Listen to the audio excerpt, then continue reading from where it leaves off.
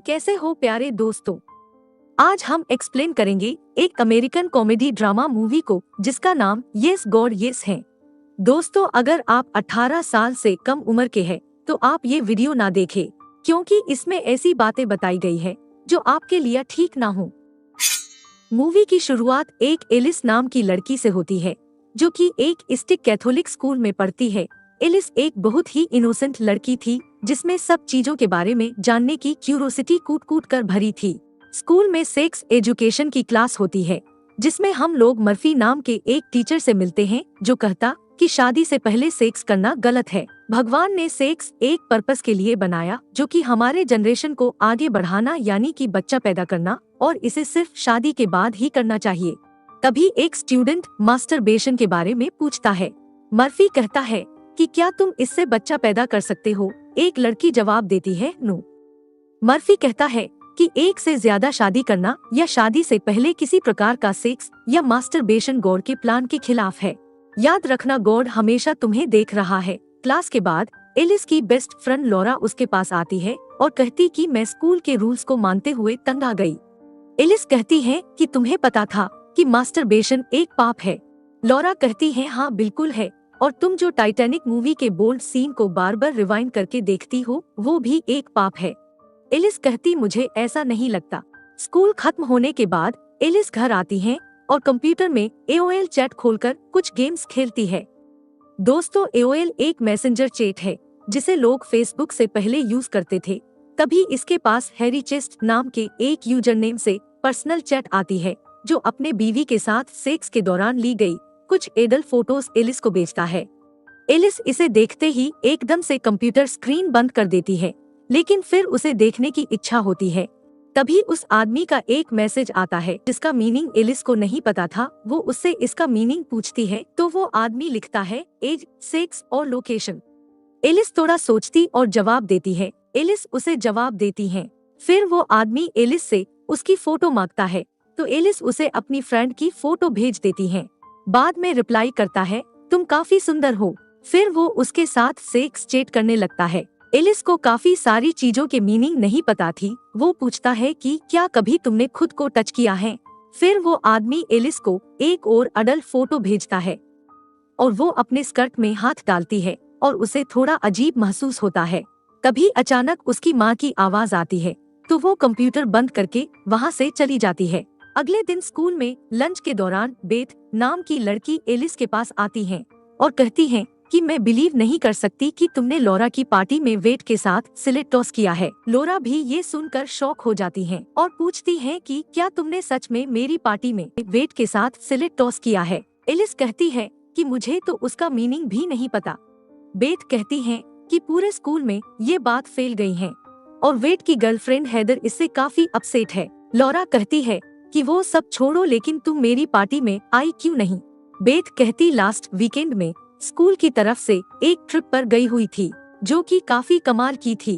उसके बाद मेरी लाइफ पूरी तरह से बदल गई और तुम्हें भी वहाँ जाना चाहिए। ये कहकर वो चली जाती हैं। इसके बाद एलिस एक चॉकलेट रैपर निकालकर उसे चाटने लगती है जिसे देखकर कुछ लड़के हंसने लगते हैं। एलिस उन्हें घूरने लगती और उठकर चली जाती हैं। मगर तभी उसके सामने वेट और हेदर आते और जो कि काफी गुस्से से उसे देख रहे होते हैं और कहते हैं डिस्कस्टिंग। एलिस उस AOL चैट के बाद गिल्टी फील कर रही थी, इसलिए वो लॉरा के साथ ट्रिप पर जाने के लिए तैयार हो जाती हैं। वहां पहुंचने के बाद एक लड़के को देखकर एलिस पूछती है ये कौन है? लॉरा कहती है ये स्कूल के फुटबॉल टीम का कैप्टन क्रिस है। एलिस उसके मैनली फिगर को देखते ही उस पर फिदा हो जाती है। तभी नीना नाम की एक लड़की उनके पास आती और उन्हें उनका रूम दिखाती है और कहती है कि यहाँ फोन और घड़ी अलाउड नहीं है। एलिस अपनी घड़ी देती मगर फोन को बैग में छुपा देती है। फिर वह हॉल में जाती है और वहाँ पर मर्फी सबको छोटी छोटी ग्रुप में बांट देता है। एलिस का ग्रुप लीडर क्रिस था और उसके मन में लड्डू फूटने लगते हैं। सब कुछ सेटल होने के बाद मर्फी कहता है कि तुम्हें यहाँ भगवान ने बुलाया है और ये ट्रिप आप सब की लाइफ में एक यूनिक एक्सपीरियंस देने वाली है और गॉड के साथ तुम्हारा रिलेशन और मजबूत होगा। वो सबको एक फॉर्म देता है जिसमें कुछ फीलिंग्स लिखी होते हैं। मर्फी कहता है कि मैं चाहता हूँ आप लोग लास्ट ईयर से लेकर अभी तक जो जो फीलिंग्स को महसूस किए हैं उसके ऊपर सर्कल बना दे। एलिस फॉर्म भरना शुरू करती है, टर्न ऑन के ऊपर सर्किल कर देती है और बाद में उसे इरेज कर देती है, लेकिन वो इरेज नहीं होता और टाइम अप हो जाता है। टर्न को पेंसिल से काट देती है और फॉर्म को सबमिट कर देती है।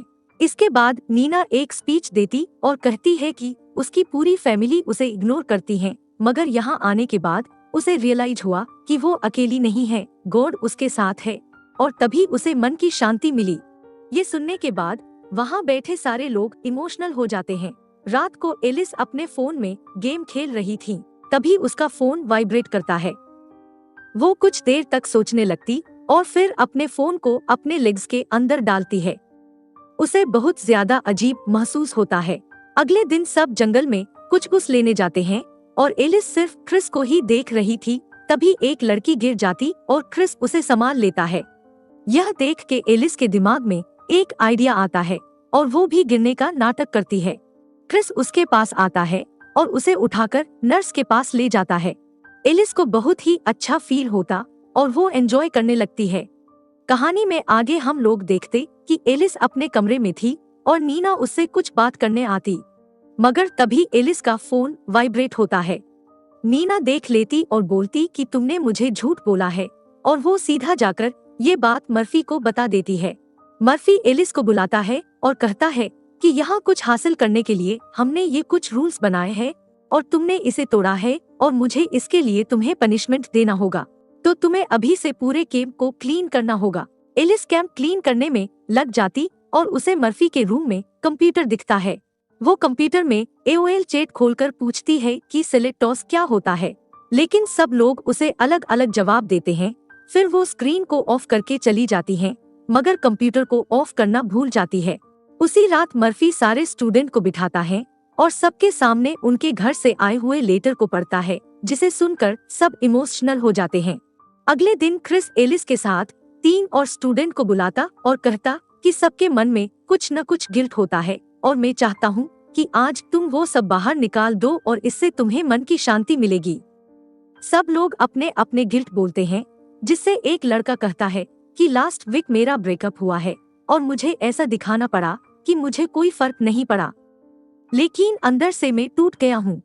एक लड़की कहती है कि मेरी दादी माँ की डेथ हो गई और मैं उन्हें आखिरी बार देख भी नहीं पाई।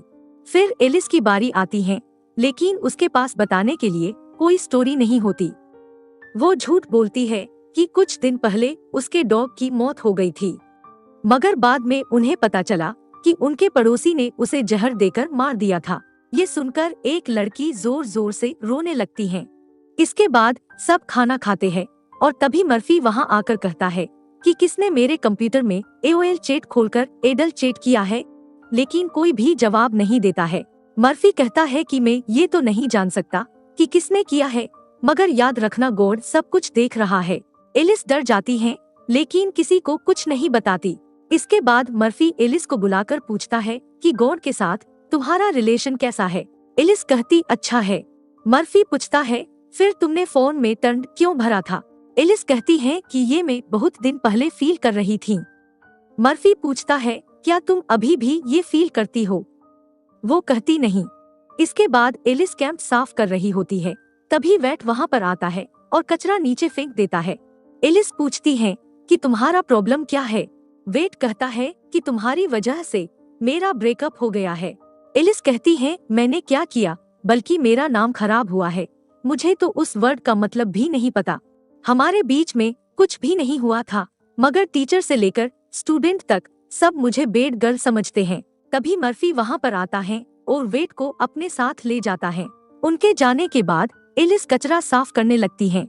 तभी उसे नीचे एक बेंड मिलती है जिसमें वेट का नाम लिखा था और वो उसे अपने पास रख लेती है। एलिस किचन साफ कर रही होती है, तभी वो खिड़की से ऐसा नजारा देखती है जिसे देख उसे अपनी आंखों पर यकीन नहीं होता है। वो देखती है कि नीना एक लड़के को किस कर रही है और इतना ही नहीं उसे ब्लोजॉब भी देती है। यह देख के एलिस शॉक हो जाती है।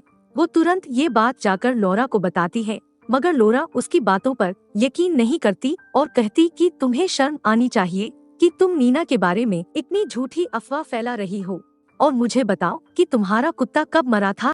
एलिस कहती है कि वहाँ सबके पास कुछ ना कुछ स्टोरी थी, लेकिन मेरे पास कुछ भी नहीं था, तो मेरे मुंह में जो भी आया मैंने कह दिया। लॉरा कहती है तुम झूठी हो, और मुझे ये भी लगता है कि पक्का तुमने ही टीचर के कंप्यूटर से एडल्ट चैट किया है।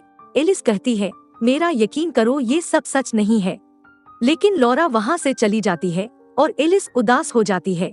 इसके बाद जब एलिस किचन साफ कर रही थी तब उसे एक आइडिया आता है और वो वेट का बैंड लेकर मर्फी के कंप्यूटर के पास रख देती है। तभी मर्फी वहाँ पर आता है और एलिस पीछे छुप जाती है। मर्फी अपना कंप्यूटर खोलकर एक अडल्ट वीडियो प्ले करके मास्टरबेट करने लगता है। एलिस इसे देखकर अपनी आंखों पर बिलीव नहीं कर पाती और अपनी आंखें बंद कर लेती है। अगले सीन में क्रिस एलिस से मिलता है और उसका उदास चेहरा देखकर पूछता है कि तुम उदास क्यों हो।